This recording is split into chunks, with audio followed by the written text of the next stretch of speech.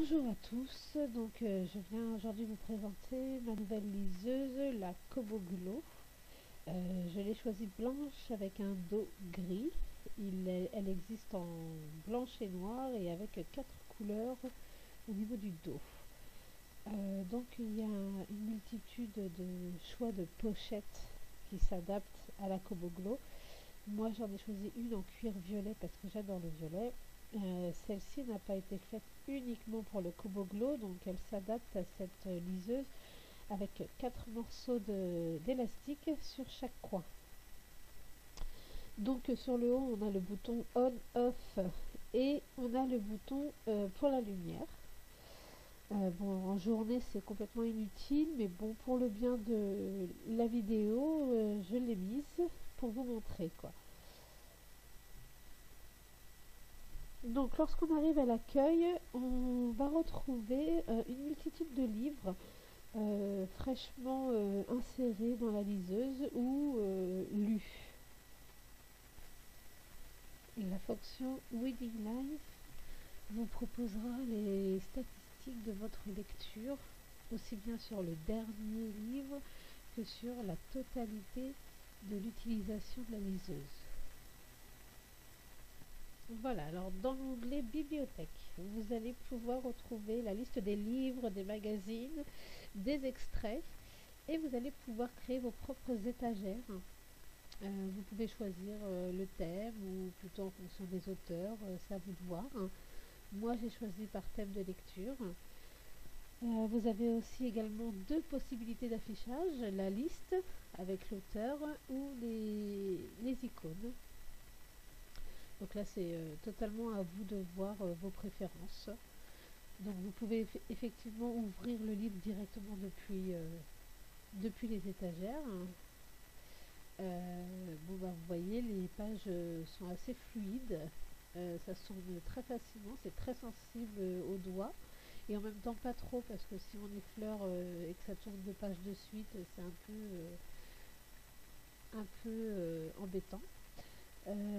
Donc voilà, donc là on voit le résultat sans la lumière. Donc vous voyez, en pleine journée c'est tout à fait correct. Là voilà, je vais vous montrer comment régler la luminosité. Donc ça peut vraiment être réglable en fonction de vous, de vos envies, du lieu, du moment. Enfin, donc voilà, c'est vraiment réglable à volonté.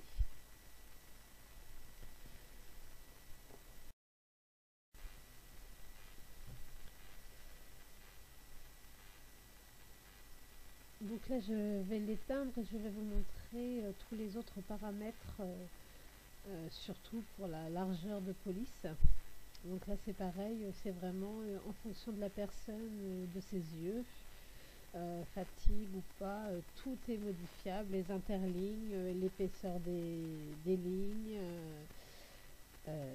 et la taille de police. Et dans les paramètres avancés, voilà, vous avez le texte avant et après, c'est très pratique, comme ça vous évite de revenir à chaque fois. Vous pouvez vraiment faire à votre envie.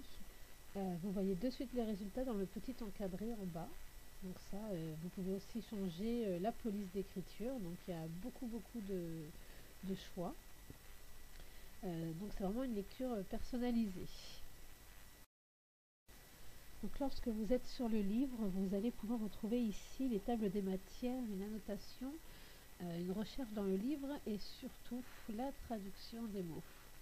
Donc pour la traduction, il suffit de rester appuyé sur un mot, il va se sélectionner et une image va apparaître dans laquelle vous allez retrouver la définition du mot, le synonyme, tout ce qui peut avoir en renseignement sur ce dernier.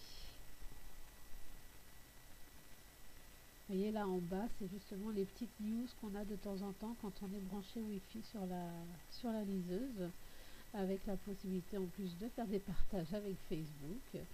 Là on retrouve le dictionnaire.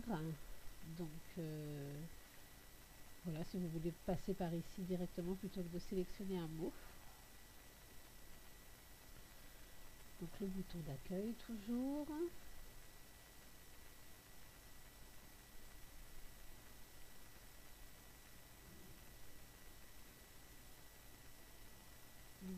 Là, cette petite partie, c'est justement pour voir si vous êtes bien connecté à la Wi-Fi.